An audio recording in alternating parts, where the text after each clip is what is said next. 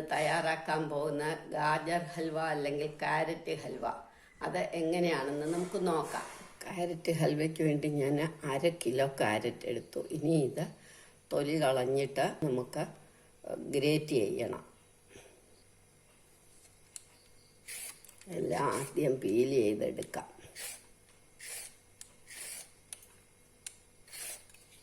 എല്ലാം നമ്മൾ പീൽ ചെയ്ത് വൃത്തിയാക്കി ഇനി ഗ്രേറ്റ് ചെയ്യാം.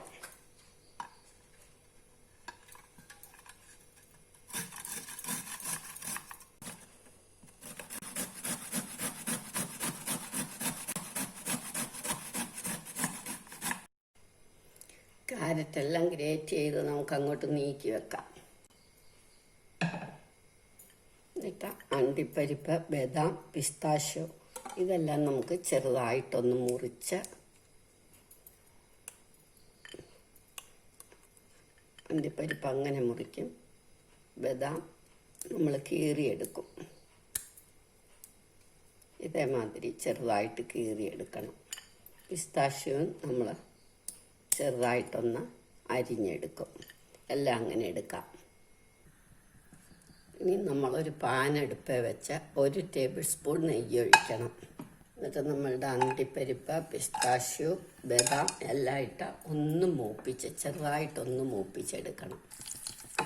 ഒരുപാട് മൂക്കണ്ട, ചെറുതായിട്ടൊന്ന് മൂത്താൽ മതി. ഇനി നമുക്കിതെടുക്കാം. ഒരു പാത്രത്തിലേക്ക് എടുക്കാം.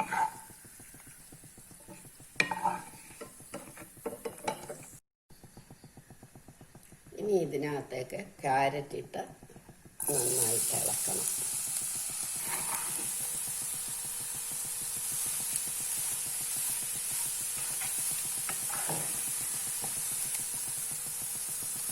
വെള്ളമയം മുഴുവൻ പോകണം. നമുക്കിത് ചെറുതായിട്ടൊന്ന് അടച്ചു വെക്കാം. അത് വേവുന്ന സമയത്ത് നമുക്ക് 2-3 ഏലക്ക എടുത്ത് ചതച്ചെടുക്കാം.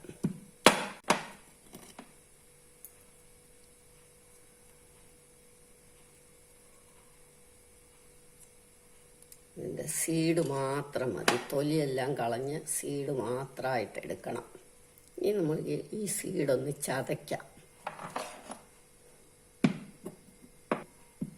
ഇതങ്ങോട്ട് മാറ്റി വെക്കാം.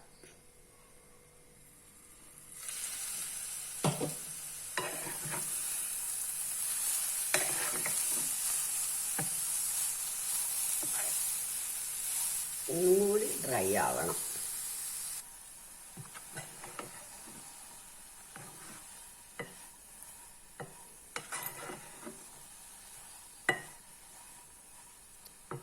ഇനി നമുക്ക് 1 കപ്പ് പഞ്ചസാര ഇടണം.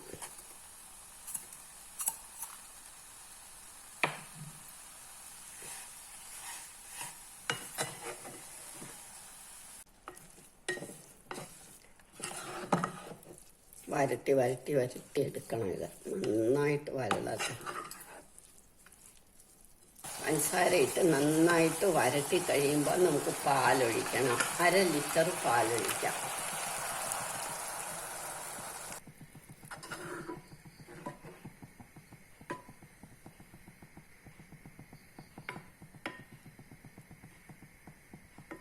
ഇതൊന്ന് തിളച്ച് വറ്റട്ടെ.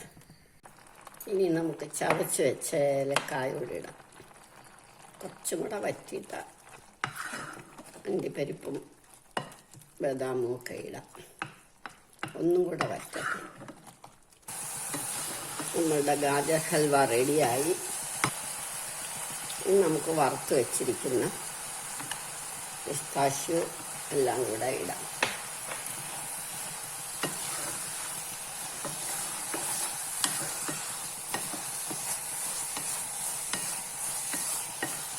നമുക്കിത് വേറൊരു പാത്രത്തിലേക്ക് എടുക്കാം.